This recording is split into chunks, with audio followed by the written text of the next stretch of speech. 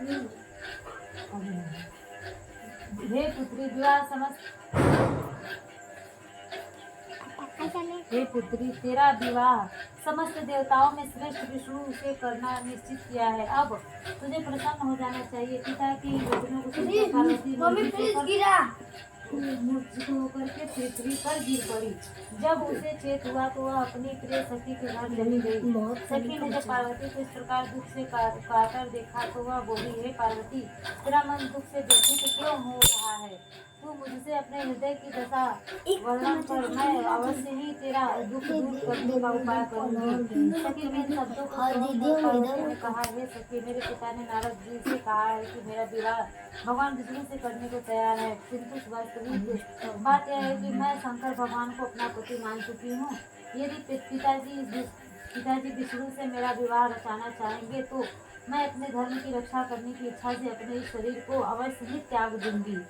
पार्वती के इन वचनों को सुनकर सखी ने विचार किया और तब वह बोली, पार्वती, तू अपने हृदय में दुख मत कर।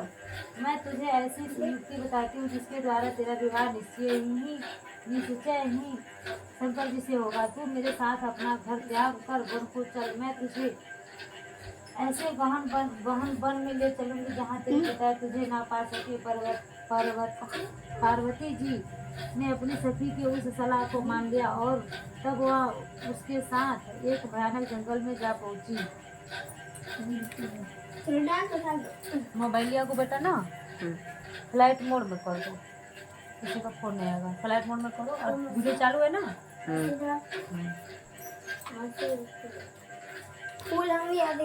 एक भयानक जंगल में जा पहुंची।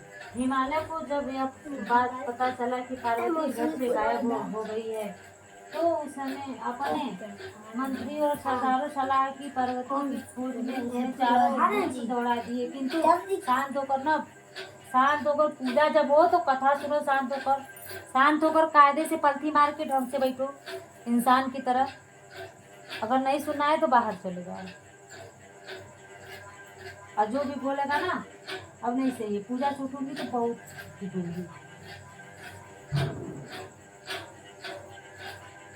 सलाह की पार्वती की खोज में उसने चारों ओर दूध दौड़ा दिए, किंतु हिमाचल की समस्त चेष्टाएं बेकार हो गई। पार्वती को वे लोग किसी भी प्रकार ढूंढ कर ना ला सके।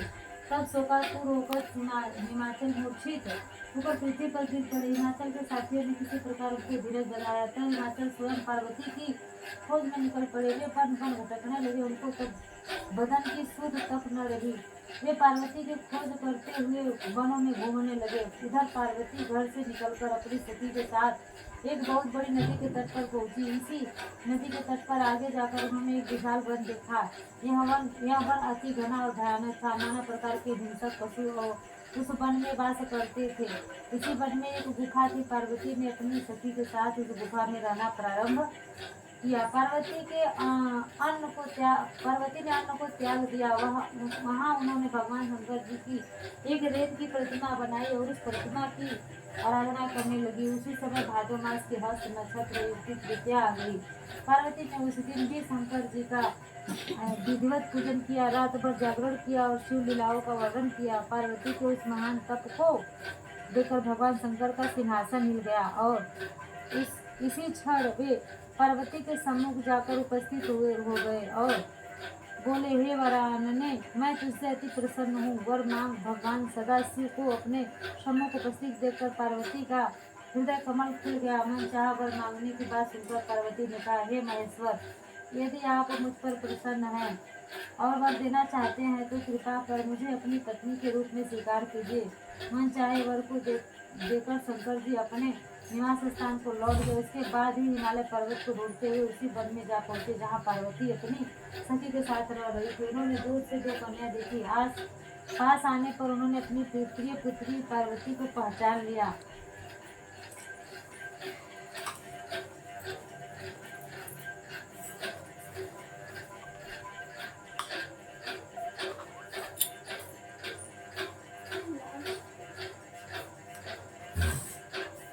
पार्वती को देखकर वे उसके पास पहुंचे और उसे हृदय से लगाकर विलाप करने लगे। उन्होंने कहा, हे पुत्री, तुम इस महाभयानक वन में इन हिंसक पशुओं के मध्य क्यों निवास कर रही हो? चलो अब घर चले। पिता के वचनों को सुनकर पार्वती ने कहा, हे पिता, आज जब आपने मुझसे घर से चले आने का कारण ही चल, अब घर चल।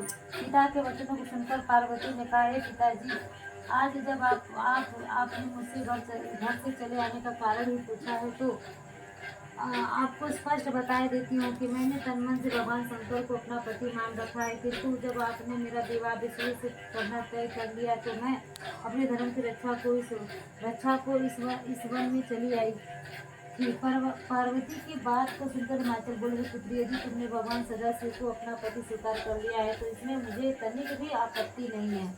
तुम लौट कर घर चलो, मैं तुम्हारी इच्छा के विरुद्ध कोई भी काम नहीं करूँगा। पार्वती पिता के साथ घर लौट आए और तब हिमावन ने पार्वती का विवाह शिव जी के साथ कर दिया। सुत जी बोले, हे ऋषिवरों, इतनी कथा सुनाने के बाद भगवान सदाशिव ने माता पार्वती से कहा, हे वरुणे, उस व्रत के प्रताप जिनसे तुमने मुझे प्राप्त किया था, उस समय से अब तक मुझे किसी के आगे इस व्रत का प्रताप वर्णन करने का अवसर नहीं मिला था। आज वह गुप्त वेद मैंने तुम्हारे सामने वर्णन किया है। जब जननी पार्वती ने प्रश्न किया, हे भगवान, आप कृपा करके मुझे यह बताने का कष्ट करें कि इस व्रत का नाम हरतालिका व्रत किस प्रकार हुआ है।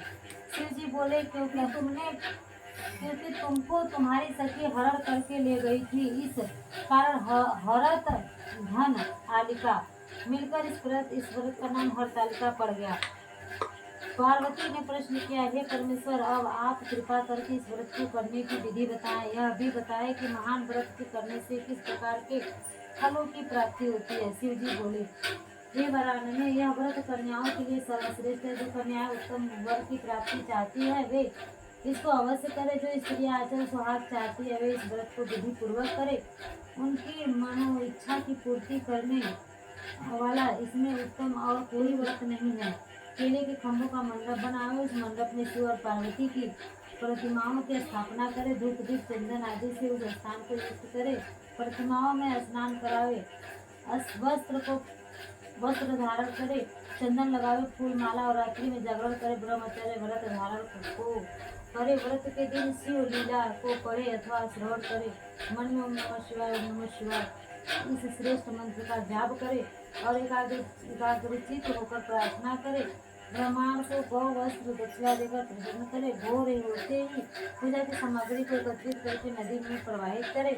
जो इस प्रकार व्रत को करते हैं वह सर्वश्रेष्ठ फल पाते हैं। कन्या को मनचाहा पति मिलता है और स्त्री को अचल सुहाग प्राप्त होते हैं। यह व्रत समस्त पापों को नष्ट करता है, इसमें संशय नहीं है। शिव जी की आरती स्टार्ट हो रही है और कपूर फूल जला लो, दीवा पुरों